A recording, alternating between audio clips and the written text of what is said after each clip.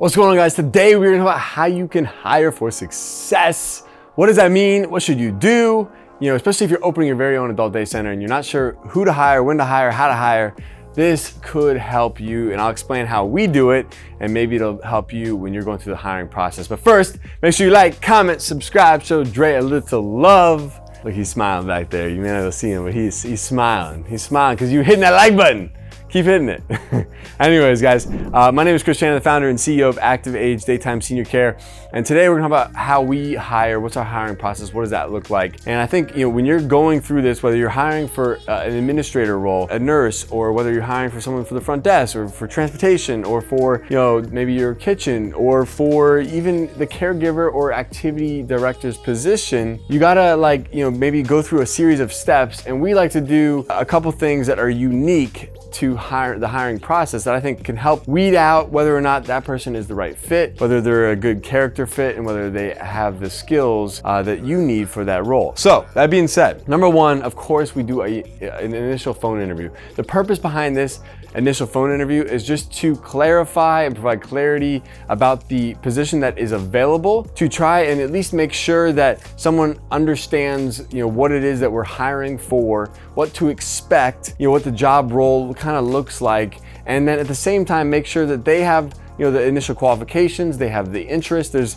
no initial red flags. But in this stage of the process, we're really just trying to make sure that, hey, does our salary range make sense? Do they have the skills required to perform the role? Are they able to actually work the hours? Because some of this stuff may not be easy to understand on the website or on the job posting, and a lot of times people may not read these posts entirely. I mean, you guys have seen some of the job descriptions that exist today. It's like the qualifications are a mile long.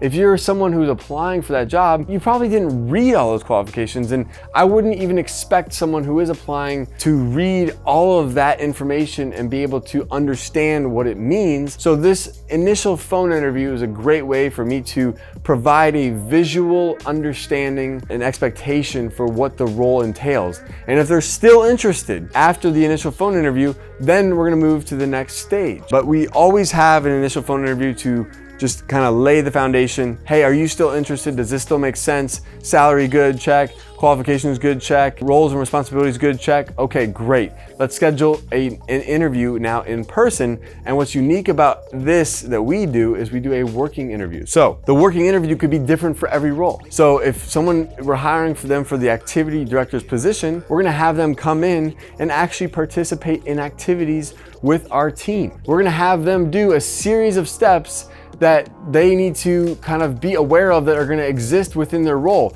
If it's for the front desk or an administrative position, what types of activities should they expect to do on a regular basis? Are they going to be using Excel? Are they going to be creating documents? Are they going to be putting together SOPs? Are they going to be answering the phone? Are they going to be reaching out to clients? If so, create a thing, kind of like a working interview with 5 things that they can do on on this within an hour of time, whether that's sending out an email to a fake email account to set something up for someone, whether that's making a phone call, to maybe a friend of yours to, book them for, something that might be going on in your business that's related to that role, just the way they might call that person, the way they might interact with that person. This is gonna give you a good sense for their abilities. Again, whether they're an activity director, whether they are for the front desk, or whether they're for an admin position, do they have the skill sets? Are they able to show you that they at least have the minimum base level skill sets for that role, and give them a little preview of what that role may entail? Now,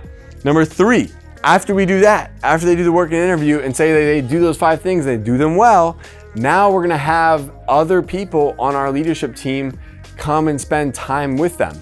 They're gonna have their own series of questions, and they're gonna ask them, about, different things that are important to them. And this is more of a character questionnaire. We're trying to understand, what do they believe in? Do they believe in the same values that we have? Do they understand what maybe is expected of them? Our own team can then share certain things about what we do, what makes us different, and what kinds of expectations, we have as a team. And this can at least start to develop a relationship, a rapport, so that now your team, your leadership team, can come to you after that interview and share with you hey, we really liked so-and-so's personality. Hey, this person, they seem very genuine. This person, they said they had these qualifications, but when asking them deeper questions about that area of the business, they didn't seem to be as knowledgeable as maybe their resume stated. This person, they were great with me at the working interview, but they were maybe a little kind of cold, or a little standoffish, or a little timid, with the rest of my team. Does that have something to do, with, them, or does that have something to do, with them being around me, that interviewee being around me, and them putting on a show, versus being around other people on our team? Is there a consistent kind of uniform consensus, that is amongst the entire leadership team? If there is, then there's probably a good chance that that person may be a good character fit, and at least all of the core values are in alignment. Lastly, what we do is we're gonna introduce that individual to a third party. So we actually have a business consultant who helps us implement what is known as EOS, the Entrepreneur's Operating System.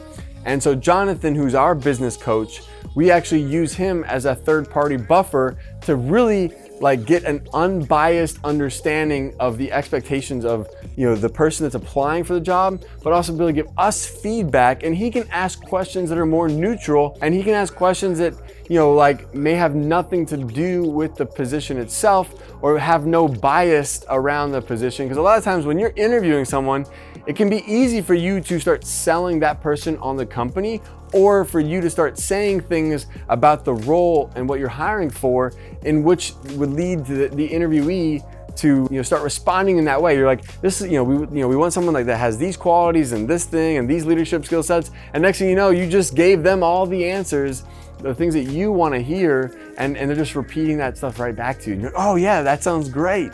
But having someone like Jonathan to kind of be this third party, this filter, like the Switzerland, to kind of asks maybe some tough questions, because that person knows what is so important about the role that we're hiring for. And so they can ask these harder questions. They can dive deeper because they're a third party, they're neutral, they're Switzerland, there's no biases about the company, and then being able to get that feedback. And so what's cool is, look, if this person passed the phone interview, if this person passed the working interview, if this person then goes through our leadership team and they like them, they think they have a good personality, they have good character traits, they have good core values, and last, now we send them to our business coach, and he's like, you know what, I think they would be a great fit, because he knows our team, he knows the dynamic of the team, he knows what we're looking for, and he can take that unbiased approach. Now it's like, man, if those 4 boxes are checked, we have a really, really good chance of hiring someone and that person being successful, because it's gonna be the right person for the right seat, and it's gonna fit that role